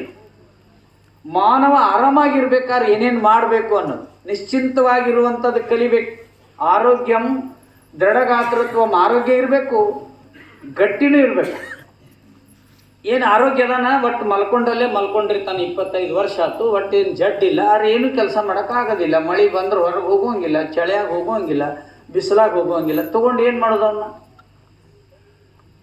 ಮಳೆಯಾಗಿ ತೋರಿಸ್ಕೊಂಡ್ರೆ ನೆಗಡಿ, ಕೆಲವ್ರಿಗೆ ಟಿವಿಯಾಗ ಮಳೆ ಬಂದರೂ ನೆಗಡಿ ಬರಕತ್ತಂತಿ. ಅಷ್ಟು ಸೂಕ್ಷ್ಮ ಆಗಿಬಿಟ್ಟ ಹುಡುಗರು ಬ್ರೆಡ್ ತಿಂದು. ದೃಢಗಾತ್ರತ್ವಂ ಅಂದ್ರಣ್ಯಂ ಅಗಮೋಚನಂ ಅಂದರೆ ಪಾಪವಿಲ್ಲದ ಕೆಲಸವನ್ನು ಮಾಡಬೇಕಂತೆ. ಅಂದರೆ ಬಸವಣ್ಣ ಹೇಳ್ಯಾರಲ್ಲ, ಕಾಯಕವೇ ಕೈಲಾಸ. ಶ್ರೇಷ್ಠ ಕರ್ಮಕ್ಕೆ ಕಾಯಕ ಅಂತ ಅರ್ಥ. ಈಗೂ ಮಾಡಕತ್ತಾರ, ಕಾಯಕವೇ ಕೈಲಾಸ. ಒಂದಿಷ್ಟು ಮಂದಿ ಕಲಾಸ, ಏನಾರ ಮಾಡಕ್ ಹೋಗಿ ಚಂದಾಗಿ ದುಡಿಲಾರ್ದ ಕಲಾಸ ಆಗಿ. ನಿಶ್ಚಿಂತೆಯಿಂದ ಇರ್ಬೇಕಂತೆ. ಈಗ ಅಕಸ್ಮಾತ್ ಅಲ್ಲೆಲ್ಲ ಚಪ್ಪಲಿ ಬಿಟ್ಟು ಬಂದಿರ್ತೀವಿ, ಒಂದು 7-8 ಬರೀ ಅಲ್ಲಿ ಹೋಗಿ ಬಂದಿರ್ತದೆ. ಭಾಳ ಕಿಮ್ಮತ್ತಿನ ತಂದಿದ್ವಿ, ಅಜ್ಜಾರಿಗೆ ಏನು ಕೊಡಿಸ್ತಾರೆ ನಾವು. ಎಲ್ಲಿ ಕುಂತೇವ ಅನ್ನೋದು ಸಹಿತ ಪ್ರಜ್ಞೆ ಇಲ್ದಂಗೆ ಯಾರು ಇರ್ತಾರೆ ನೋಡ್ರಿ, ಅವ್ರಿಗೆ ಗೊತ್ತಿಲ್ದೇನೆ ಅವ್ರಿಗೆ ತೂರ್ಯ ಸ್ಥಿತಿ ಬಂದ್ಬಿಟ್ಟಿರ್ತಾರೆ. ಸಿದ್ಧಾರ್ಥ ಮಠದ ಹತ್ರ ಒಬ್ಬ ಕೂತಿದ್ ನಾನು, ಎಲ್ಲರೂ ಎದ್ದು ಹೋದ್ರು ಅಲ್ಲೇ ಕುಂತಿದ್ನಂತ. ಇಮ್ಯಾಕೆ ಇಲ್ಲಿ ಕುಂತಾನೆ, ಎಬ್ಸಿದ್ರು ಹೇಳಲಿಲ್ಲ ಅಂತ. ಅವಾಗ ಬ್ರಹ್ಮಜ್ಞಾನ ಆಗೈತೆ ಅಂದ್ರೆ ಸಿದ್ಧಾರೂಢರು. ಅವನು ಕುರಿ ಹೊಕ್ಬಿಟ್ಟಿದ್ವು ಅಂತ ಹೊಲ್ದಾಗ. ಆ ಹೊಲ್ದಾವ್ ಬಂದು ಇವನ್ನ ಬಡದು ಎಬ್ಸಿದ್ನಂತೆ. ನಿನ್ನ ಕುರಿ ನಮ್ಮ ಹೊಲ್ದಾಗ ಹೊಕ್ಕವ್, ನೀನು ಬಿಡಂಗಿಲ್ಲ ಅಂದಂತ. ನಾನು ಕುರಿನ ಅಲ್ರಿಪ್ಪ ಅಂದಂತ. ಅಷ್ಟೊತ್ತಿಗಾಗಲೇ ಅವ್ನು ಬ್ರಹ್ಮಜ್ಞಾನ ಆಗಿಬಿಟ್ಟಿತ್ತು. ನಿಶ್ಚಿಂತನಾಗಿರ್ಬೇಕು. ಮತ್ತು ಆಸ್ತಿಕ್ಯಂ ಸ್ವರ್ಗ ಏವಸ. ಆಸ್ತಿಕ್ಯ ಅಂದರೆ ಧರ್ಮ, ಸಂಸ್ಕೃತಿ, ಪರಂಪರೆ, ಭಗವದ್ಗೀತೆ, ವಚನ ಸಾಹಿತ್ಯ, ನಮ್ಮ ಮಠ ಮಂದಿರಗಳು, ಪುರಾಣ ಪ್ರವಚನ, ಸ್ವಾಮೀಜಿಗಳ ಬಗ್ಗೆ ಯಾರು ನಿರಂತರ ಶ್ರದ್ಧೆಯನ್ನು ಇಟ್ಕೋತಾರೆ ಅದಕ್ಕೆ ಆಸ್ತಿಕ್ಯಂ ಅಂತಾರೆ. ಅವರಿಗೆ ಮಾತ್ರ ಸುಖ ಸಿಗ್ತದಂತೆ. ಈಗ ಕೆಲವರೆಲ್ಲ ಹೇಳ್ತಾರೆ, ಸ್ವಾಮಿಗಳನ್ನ ಯಾಕೆ ಕರ್ಕೊಂಡು ಹೋಗ್ಬೇಕು ಮಠಕ್ಕೆ ಮನೆಗೆ, ಅವ್ರಿಗೆ ಯಾಕೆ ಪೂಜೆ ಮಾಡ್ಬೇಕು, ಹಿಂಗೆಲ್ಲ ಭಾಳ ಮಂದಿ ಕೇಳಕತ್ತಾರೆ. ಈಗ ಭಾಳ ಸಾಲಿ ಕಲ್ತಾರೆ. ನನ್ನ ಕೇಳಿದ್ದವ, ಸ್ವಾಮಿಗಳು ಬಂದ್ರೆ ಏನಾಕತ್ರಿ? ಈಗ ಕಳ್ಳ ಮನ್ಯಾಗ ಬಂದಿರ್ತಾನೆ ನೋಡ್ರಿ, ಅವಾಗ ನಾಯಿ ಕರ್ಕೊಂಡ್ ಅವ ಯಾರು ಅಂತ ಹಿಡಿಯಾಕ. ಅವ 5-6 ವರ್ಷ ಬಿಟ್ಟು ಬರ್ಲಿಬೇಕಾರೆ ನಾಯಿ ಹೋಗಿ ಅವ್ನ ಹಿಡಿತೈತಿ. ಆ ಮನೆ ಕದ ಹಾಕಿದ್ರಂದ್ರೆ ಅದು ಹಾದು ಹೋಗಿ ಅವನ್ನ ಹಿಡಿತು. ಕಳ್ಳಂದ 5-6 ವರ್ಷ ಮಟನು ಅವನ ಸತ್ವ ಆ ಮನೆಯಾಗ ಇರ್ತದಂದ್ರೆ ಇನ್ನು ಸ್ವಾಮಿಗಳದ್ದು ಎಷ್ಟು ವರ್ಷ ಇರ್ತದೆ? ಅವ್ರು ಬಂದು ಅಡ್ಡಾಡಿ ಹೋದ್ರಂದ್ರೆ ನಾವು ಮಾಡಿರುವಂಥ, ನಮಗೆ ಗೊತ್ತಿಲ್ಲದೆ ಮಾಡಿರುವಂಥ ಲೋಪದೋಷಗಳು, ಮನೆಯಲ್ಲಿರುವಂಥ ನಕಾರಾತ್ಮಕ ಶಕ್ತಿಯನ್ನು ಅವರ ಪಾದ ಸ್ಪರ್ಶದಿಂದ ಹೋಗ್ತದೆ. ಪಾದದಲ್ಲಿ ಕ್ರಿಯಾಶಕ್ತಿ ಇದೆ. ಭಾಳ ಮಂದಿ ಪಾದಕ್ಕೆ ಶೂದ್ರ ಅಂತ ಕರೆದಾರಂತ ದುಃಖ ಮಾಡ್ಕೊತಾರೆ, ಮತ್ತು ಪಾದಕ್ಕೆ ಪೂಜೆ ಮಾಡ್ತಾರೆ. ತೆಲಿಗೆ ಯಾರ ತೊಳಿತಾರ ಸ್ವಾಮಿಗಳನ್ನ ಕರೆದು, ತೆಲಿ ತೊಳೆಯಂಗಿಲ್ಲ, ಪಾದನ ತೊಳಿ. ಕ್ರಿಯಾಶಕ್ತಿ ನನಗೆ ಜ್ಞಾನವನ್ನು ಕೊಡಲಿ ಅಂತ ಹಣಿಯನ್ನು ಹಚ್ತಾರೆ. ಜ್ಞಾನಶಕ್ತಿ ಇರೋದು ತಲೆಯಲ್ಲಿ. ಮತ್ತೊಬ್ಬ ಹಾಸ್ಯಕಾರ ಹೇಳ್ತಾನೆ, ಕೊನೆ ಮಾತು ಹೇಳ್ತೀನಿ, ಎಷ್ಟೊತ್ತನ ನಕ್ಕೋತಾ ಇರ್ತೀರಿ, ಆರೋಗ್ಯಕರವಾಗಿ ಸಂತೋಷಕ್ಕಾಗಿ ನಗೋದು. ಪಕ್ಕದ ಮನೆ ಹುಡುಗ ಓಟದಲ್ಲಿ ನಂಬರ್ 1 ಬಂದಾನಂದ್ರೆ ಇನ್ನೊಂದು ಮನೆ ಆಕಿಗೆ ಖುಷಿ ಆಯಿತು ಅಂದ್ರೆ ಆಕಿಗೆ ರೋಗ ಬರಂಗಿಲ್ಲ. ಆ ಹುಡುಗ MA ಪಾಸ್ ಆಗೈತೆ, ಅದ್ರ ಸೂಟ್ಲಿ ಅಂತಂದ್ರೆ ಆಕಿಗೆ ರೋಗ ಬರುತ್ತೆ. ಈ ಊರು ತುಂಬ ಎಲ್ಲರೂ ಪಾಸ್ ಆಗಬೇಕು, ಈ ಊರು ತುಂಬ ವಿದ್ಯಾವಂತರಾಗಬೇಕು, ಈ ಊರೆಲ್ಲ ಕರ್ನಾಟಕಕ್ಕೆ ಹೆಸರಾಗಬೇಕು ಅಂತ ಯಾವ ತಾಯಿ ಅಂತಾಳೆ, ಅವಳಿಗೆ ಯಾವ ಕಾಯಿಲೆ ಇಲ್ಲ. ಅವ್ರದ್ದು ಭಾಳ ಕಬ್ಬು ಬರಬಾರ್ದು, ಇವ್ರಿಗೆ ಕಬ್ಬು ಭಾಳ ಬರಬಾರ್ದು, ಅವ್ರ ಮಗಗೆ ಆರಾಮಾಗಬಾರ್ದು, ಇವ್ರಿಗೆ ಹಿಂಗಾಗಬೇಕು ಅಂದ್ರೆ ಅದು ಮನುಷ್ಯನ ದೇಹದಲ್ಲಿ ರಕ್ತ ಕಲ್ಮಶ ಆಗುತ್ತೆ.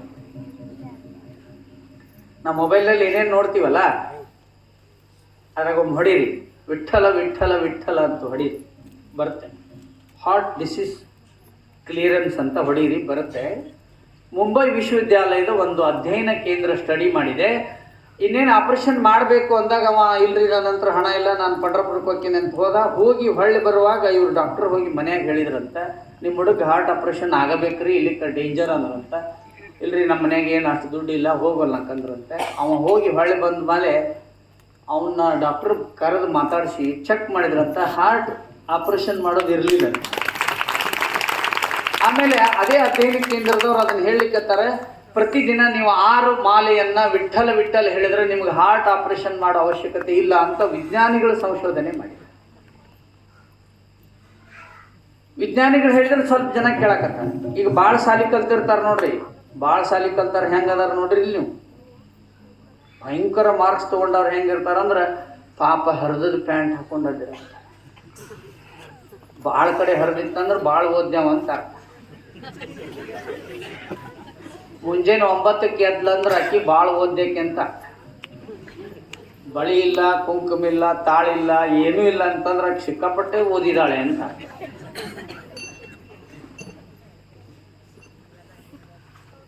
ಕಾಲುಂಗ್ರವನ್ನು ಹಾಕೊಳ್ಳಿಲ್ಲ ಅಂದರೆ ಗರ್ಭಕೋಶದಲ್ಲಿ ಚಲನೆ ಕಡಿಮೆ ಆಗುತ್ತೆ, ಕ್ರಿಯಾಶಕ್ತಿ ಕಡಿಮೆ ಆಗುತ್ತೆ. ಅದಕ್ಕೆ ಅದೇ ಬೆರಳಿಗೆ ಹಾಕ್ತಾರೆ, ಬಂಗಾರದ ಹಾಕೋಂಗಿಲ್ಲ, ಬೆಳ್ಳಿದೇ ಹಾಕಬೇಕು. ನಮ್ಮ ದೇಶದಲ್ಲಿ ಪರಂಪರೆ ಅದನ್ನು ಸುಮ್ಮನೆ ಶ್ರೀಮಂತಿಕೆ ಪ್ರತೀಕ ಅಲ್ಲದು, ಅದು ಆರೋಗ್ಯ. ಆ ಬೆರಳಿಗೂ ಗರ್ಭಕೋಶಕ್ಕೂ ಸಂಬಂಧ ಇದೆ, ಅದಕ್ಕೆ ಅದನ್ನು ಹಾಕಿದ್ದಾರೆ. ಈ ಬೆರಳಿಗೆ ಯಾಕೆ ಉಂಗುರ ಹಾಕ್ತಾರೆ ಅಂದ್ರೆ ಇದಕ್ಕೂ ಹೃದಯಕ್ಕೂ ಸಂಬಂಧ ಇದೆ. ಈ ಬೆರಳಲ್ಲಿ ಇತ್ತಂದರೆ ಹಾರ್ಟಿಗೆ ತೊಂದರೆ ಆಗೋದಿಲ್ಲ ಅಂತಿದೆ. ಕಿವಿ ಚುಚ್ಚೋದ್ರಿಂದ ಮೆದುಳಿಗೆ ಸಚೇತನ ಆಗುತ್ತೆ.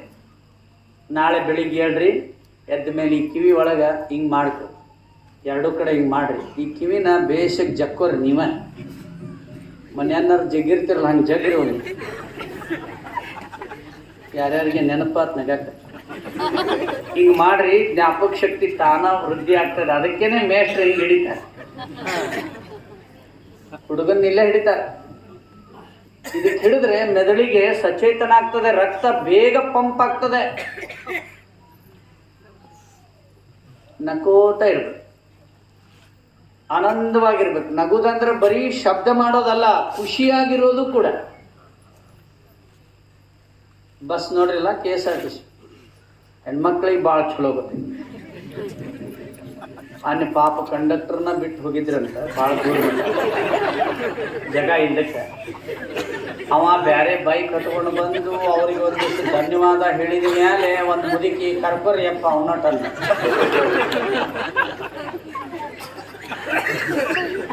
ನೋಡಿ ಹಿಂಗೆ ಕೆಂಪ್ ಬಂತಂದ್ರೆ ಭಾಳ ದಿನಕ್ಕೆ ನಕ್ಕಾರ ಅಂತ ಅರ್ಥ.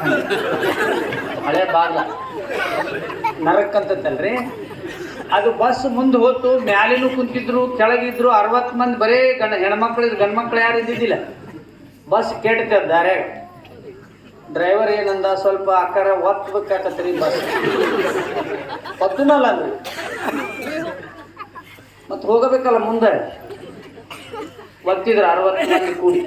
ಒಟ್ಟ ಬಸ್ ಹಿಂದಕ್ಕೆ ಮುಂದಕ್ಕೆ 1 ಇಂಚ್ ಹೋಗಲ್ದು. ಅವಾಗ ಡ್ರೈವರ್ಗೆ ಸಂಶಯ ಬಂದು ಕೆಳಗಿಳಿದು ನೋಡ್ತಾನ, 30 ಮಂದಿ ಮುಂದೆ, 30 ಮಂದಿ ಹಿಂದೆ.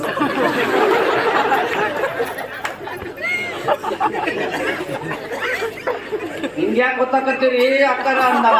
ಅವರು ಬಟ್ಟಲಿಗ್ಯಾರ್ರಿ, ನಾವು ಈ ಊರ್ರಿ. ಅದ್ರಾಗ ಒಂದು 4-5 ಮಂದಿ ಅಕ್ಕಾರು ಎಡಮಕ್ಳು ಗೊತ್ತಾಕತ್ರಿ. ಆಟ ಹಿಂಗ್ಯಾಕೆ ಗೊತ್ತಾಕತ್ತೀರಿ ಅಂದ್ರು, ನಮ್ಮ ರೇಷ್ಮೆ ಸೀರ್ರಿ ಮುದುಡಿ ಹಾಕವಂತ ನಾವು ಇಲ್ಲಿ ಗೊತ್ತಾಕತ್ತೀವಿ. ಹಿಂಗೆ ನಕ್ರ ಒಟ್ಟ ಜಡ್ ಬರಂಗಿಲ್ಲ. ಒಂದರ ನಗರ ಹೇಳ್ತೀರಿ. ಪುರಾಣ ಕೇಳಿದ್ದನ್ನ ಪೂರ ನೆನಪಿಟ್ಟುಕೊಂಡ ಮನೆಗೆ ಹೋಗು. ಅಪ್ಪ ಅವ್ರು ಏನು ಹೇಳ್ತಾರಲ್ಲ, ಒಟ್ಟ ಮರಿಬಾರ್ದು ಅದನ್ನ. ಮರಿವು ಮಹಾರೋಗ. ಕೆಟ್ಟದ್ದು ಮರೆದ್ರೆ ಚಲೋ, ಒಳ್ಳೇದು ಮರಿಬಾರ್ದು. ಧೃತಿ ಸ್ಮೃತಿ ವಿಭ್ರಷ್ಟ ಆದರೆ ನಿನ್ನನ್ನು ನಾನೂ ಕಾಪಾಡುವುದಿಲ್ಲ, ಯಾರೂ ಕಾಪಾಡುವುದಿಲ್ಲ ಅಂತ ಭಗವದ್ಗೀತೆ ಕೃಷ್ಣ ಹೇಳ್ತಾನೆ. ಬುದ್ಧಿ ಸ್ಥಿಮಿತ ಕಳೆದುಕೊಂಡರೆ, ಯಾವಾಗಲೂ ಭಯದಲ್ಲೇ ಬದುಕುತ್ತಾ ಇದ್ದರೆ, ಜ್ಞಾಪಕ ಶಕ್ತಿ ಚಂಚಲತ್ವ ನಿನ್ನೊಳಗಿದ್ದರೆ ನಿನ್ನನ್ನು ಯಾರೂ ಕಾಪಾಡುವುದಿಲ್ಲ. ಅಲ್ಲೆಲ್ಲ ಭೂಕಂಪ ಆಗಿರ್ತತಿ ನೇಪಾಳದಾಗ, ಇವ್ರು ಬೆಳ್ತಾನೆ ಯಾತಿರ್ತಾರೆ. ಇಲ್ಲಿ ಆದ್ರೆ ಹೆಂಗೆ ಭಾಳ ಪುಕ್ಕಲ್ರದಾರ ಈಗ ಮಂದಿ ಹೆದರೋರು. ಒಂದು ಮನೆಯ ಫ್ಯಾನ್ ಇತ್ತು, ಅದ್ರ ಮೇಲೆ ಜಾಡ ಕಟ್ಟಿತ್ತು. ಯಾಕ್ರಿ ಇದನ್ನ ಯಾಕೆ ಚಲು ಮಾಡಿಲ್ಲ ಅಂತ ಕೇಳಿದ್ ನಾನು. ಮೈ ಮೇಲೆ ಬಿದ್ದಿಗಿದ್ದಿತ್ತು ಅಂತ ಚಲು ಮಾಡಿಲ್ಲ ಅಂತ. ಇಂಥ ಹೆದರ್ಕಿ. ಒಂದು ಮನೆಯ ಮಕ್ಕಳು ಇದ್ದಿದ್ದಿಲ್ಲ, ಯಾಕ್ರಿ ಹುಡುಗರು ಇಲ್ಲನ್ರಿ. ನಾವು ಹಡದೇ ಇಲ್ರಿ, ಆ ಹುಡುಗ ಮಾತು ಕೇಳ್ತದೆ ಇಲ್ಲ ಅಂತ ಹೇಳಿ ಏನು ಮಾಡಿ ಏನು ಉಪಯೋಗ. ತಾಯಿಯ ಗರ್ಭದಲ್ಲಿಯೇ ಮೂಡುವ ಸಮಯದಲ್ಲಿಯೇ ನಿಶ್ಚಯ ಆಗಿರ್ತದಂತೆ ಒಬ್ಬ ಮನುಷ್ಯನ ಇತಿಹಾಸ. ಋಗ್ವೇದ ಮಂತ್ರ ಇದೆ. ತಾಯಿ ಗರ್ಭದಲ್ಲಿ ಮೂಡಿದ ಮೇಲೆ ಒಂದು ನಿರ್ಣಯ ಆಗುತ್ತೆ. ಈ ಹುಡುಗ ಗಂಡೋ ಹೆಣ್ಣು ಅನ್ನೋದು ಅವತ್ತೇ ನಿರ್ಣಯ ಆಗುತ್ತೆ. ಎಷ್ಟು ವರ್ಷ ಬದುಕ್ತಾನೆ ಅನ್ನೋದು ನಿರ್ಣಯ ಆಗುತ್ತೆ. ಇವ ಏನು ಕೆಲಸ ಮಾಡ್ತಾನಂತ ನಿರ್ಣಯ ಆಗುತ್ತೆ. ಇವ ಯಾವ ಊರಲ್ಲಿ ಇರ್ತಾನೆ, ಎಂದು ಇವನಿಗೆ ಮರಣ ಆಗುತ್ತೆ, ಯಾವ ಜಾಗದಲ್ಲಿ ಮರಣ ಆಗುತ್ತೆ ಅನ್ನೋದು ಆ ತಾಯಿ ಗರ್ಭದಲ್ಲೇ ನಿರ್ಣಯ ಆಗಿರುತ್ತಂತ ನಾವ್ಯಾಕೆ ತಲೆ ಕೆಡಿಸ್ಕೋಬೇಕು? ಹಾಗಾದ್ರೆ ಏನು ಮಾಡುವಂಗಿಲ್ಲ ಇಲ್ಲ. ಉತ್ತಮ ಕಾರ್ಯವನ್ನು ಮಾಡಬೇಕು, ಪರೋಪಕಾರ ಮಾಡಿ ಬದುಕಬೇಕು, ಕೈಲಾದಷ್ಟು ದಾನವನ್ನು ಮಾಡಬೇಕು. ಹಿಂದಿನ ಜನ್ಮದ ಪಾಪ ಪರಿಹಾರಕ್ಕಾಗಿ ಈ ಜನ್ಮದಲ್ಲಿ ನಾನು ಪರೋಪಕಾರ ಮಾಡ್ತಾ ಮಾಡ್ತಾ ಮಾಡ್ತಾ ಬದುಕಬೇಕು. ಒಳ್ಳೇದು ಮಾಡಿದ್ರು ಕಷ್ಟ ಬಿಟ್ಟಿಲ್ಲ. ಮತ್ತೆ ಒಳ್ಳೇದು ಹೆಂಗೆ ಮಾಡ್ತಾರೆ ಹಂಗಂಗೆ ಜನರು ವಿರೋಧಿಗಳು ಹೆಚ್ಚಿರ್ತಾರೆ. ಆದರೆ ಅದನ್ನು ಬಿಡಬಾರ್ದು. ಅದು ಅಗ್ನಿ ಪರೀಕ್ಷೆ ಅಂತ ಹೇಳ್ತಾರೆ. ಅದಕ್ಕೆಲ್ಲ ನಾವು ತಯಾರಾಗಿಯೇ ಕೆಲಸ ಮಾಡಿ ಇಂಥದ್ದು ಮಾಡಿ ನಗನಗ್ತಾ ಇರಿ. ಷಡ್ರಸಗಳಲ್ಲಿ ಅದಾದ ಮೇಲೆ ಒಂದು 3 ಅದಾವು ಇವತ್ತು ಕಾಯಿಲೆ ಬರಲಿಕ್ಕೆ. ಒಂದು, ನಾವು ಬಳಸುವಂಥ ಅಡಿಗೆ ಎಣ್ಣೆ, ಅದು ಟ್ಯಾಕ್ಟ್ರಿಗೆ ಅಂತಂದು ಹಾಕ್ತಾರಲ್ಲ ಈಗ ಎಣ್ಣೆ, ಅದ ಶೇಂಗಾದ ಎಣ್ಣೆ ಹಾಕಕತ್ತೀವಿ. ಭಾಳ ಮಂದಿ ಮನ್ಯಾಗ ಶೇಂಗಾ ಬೆಳೆದಿರ್ತೀವಿ, ಆದ್ರೆ ಕ್ರೂಡ್ ಆಯಿಲನ್ನು ಹಾಕಿ ನಾವು ಬಜಿ ಕರಿಯಾಕತ್ತೀವಿ. ಅದು ದೊಡ್ಡ ಪ್ರಮಾಣದಲ್ಲಿ ರೋಗವನ್ನು ತರ್ತಾ ಇದೆ. ನಿಮ್ಮ ಮನೆಯಲ್ಲಿ ನೀವು ಗಾಣದ ಎಣ್ಣೆಯನ್ನು ತಿನ್ನಿರಿ. ಕೊಬ್ಬರಿ ಎಣ್ಣೆ, ಶೇಂಗಾದ ಎಣ್ಣೆ, ಕುಸುಬಿ ಎಣ್ಣೆ, ಗಾಣದ ಎಣ್ಣೆ ತಿನ್ನಕ್ಕೆ ಶುರು ಮಾಡಿರಿ. ನಿಮ್ಮ ಮನೆಗೆ ರೋಗ ಬರೋಂಗಿಲ್ಲ. ಎರಡನೇದ್ದು, ಹಾಲು ನಾವು ತಯಾರು ಮಾಡಿದ ಹಾಲು ಕುಡಿಯಾಕತ್ತೀವಿ. ಶಾಂಪೂ, ಯೂರಿಯಾ ಹಾಕಿದ್ದು ಹಾಲು. ಎಮ್ಮಿಲ್ಲ, ಜವಾರಿ ಆಕಳಿಲ್ಲ, ಆಡಿಲ್ಲ, ಏನಿಲ್ಲ, ಇದ್ರೆ ಜರ್ಸಿ ಆಕಳ ಹಾಲು ಕುಡಿಯಾಕತ್ತೀವಿ. ಪಾಕೆಟ್ ಹಾಲಕ್ಕಿಂತ ಕೆಟ್ಟದ ಹಾಲು, ಅದ್ರಾಗ ಎಲ್ಲ ರೋಗಾಣುಗಳು ಇರ್ತವೆ.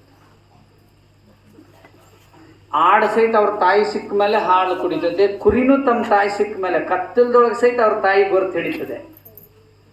ನಿಮ್ಮ ಮನೆಗೋಸ್ಕರನಾದರೂ ಒಂದು ಜವಾರಿ ಆಕಳು ಅಥವಾ ಆಡು, ಜವಾರಿ ಎಮ್ಮೆಯನ್ನು ಕಟ್ಕೊಂಡು ಹಾಲು ಕುಡಿಸ್ರಿ. ನಿಮ್ಮ ಮಕ್ಕಳಿಗೆ ಪಾಪ ಕಟ್ಕೋಬೇಡಿ. ಇಲ್ರಿ ನಮ್ಗದು ಸಾಧ್ಯ ಇಲ್ಲ, ಈಗ ದಂಧಕ್ಕಿನೆಲ್ಲ ನಾವು ಡೈನಿಂಗ್ ಟೇಬಲ್ ಹಾಕೇವಿ ಅನ್ನೋ ಮನೆ ಭಾಳದು. ಅಲ್ಲೆಲ್ಲ ಟೈಲ್ಸ್ ಜೋಡಿಸ್ಬಿಟ್ರೆ ಜಾರಿ ಬೀಳಕ್ಕೆ ಬಿದ್ದ ಕೂಡಲೇ ಒಂದೇ ಹೇಳೋದು, ಅಲ್ಲಿ ದವಾಖಾನೆ ಟೈಲ್ಸ್ ಬೇರೆ ದೇಶದ್ದು ರೀ, ಅದಕ್ಕೆ ಬಿದ್ದೇವ್ರಿ ಅಂದ್ರೆ ಬೀಳಕ್ಕನ ಹಾಕ್ತೇವಂತ ಅರ್ಥ. ಹಾಲು ಮಾಡೋದು ಹೇಳಿಕೊಡ್ತೀನಿ ಈಗ ನಿಮ್ಗೆ. ಮನ್ಯಾಗ ಹಾಲು ಮಾಡ್ಕೊಡಿ. ಆ ಹಾಲು ಕುಡಿದ್ರೆ ನೀವು ಈ ಪಾಕೆಟ್ ಹಾಲು ಕುಡಿಯೋದು ಬೇಕಾಗಿಲ್ಲ. ಚಹಾ ಕಾಫಿನೂ ಮಾಡ್ಬೋದು. ಅದ್ರಾಗ ಮೊಸರು ಮಾಡಕ್ಕೆ ಬರೋದಿಲ್ಲ. ಆ ಹಾಲು ಒಂದು ತೆಂಗಿನಕಾಯಿ ಹೊಡೀರಿ, ಅದ್ರಾಗ ಅರ್ಧ ಕೊಬ್ಬರಿ ಇರ್ತದಲ್ಲ, ಅದನ್ನ ಸಣ್ಣಗೆ ಮಿಕ್ಸರ್ನಾಗ ಹಾಕ್ರಿ, ನೀರು ಹಾಕ್ರಿ. ಒಳ್ಳಿಲ್ಲಿ ಉಳ್ಳಿ ಹೋಗ್ಯಾವ, ಒಳ್ಳೆಲ್ಲ ಹೊರಗೆ ಬಿದ್ದಾವ. ಒಳ್ಳಾಗ ಯಾರು ರುಬ್ತಾರ ಅವ್ರಿಗೆ ಹಾರ್ಟ್ ಟ್ರಬಲ್ ಬರಂಗಿಲ್ಲ, ಬೀಸಿದ್ರೆ ಬರಂಗಿಲ್ಲ, ಕುಟ್ಟಿದ್ರೆ ಬರಂಗಿಲ್ಲ, ಬೆಳಗಿದ್ರೂ ಬರಂಗಿಲ್ಲ. ಅವೆಲ್ಲ ಇಲ್ಲಿಗ ಮಿಕ್ಸರ್ ಅಂದ್ರೆ ಗೊತ್ತಾಗೈತಿ. ಮಿಕ್ಸರ್ನಾಗ ಹಾಕ್ರಿ, ನೀರು ಹಾಕ್ರಿ, ಅದನ್ನ ಚಲೋತ್ನಾಗ ತಿರುಗಿಸ್ರಿ. ಒಂದು ಅರ್ಬಿ ತೊಗೊಂಡು ಹಿಂಡ್ರಿ, ಆ ಹಾಲು ಕುಡೀರಿ. ಅದು ಆಕಳ ಹಾಲಿಗೆ ಸಮಾನವಾದ ಅಂಥ ಹಾಲು.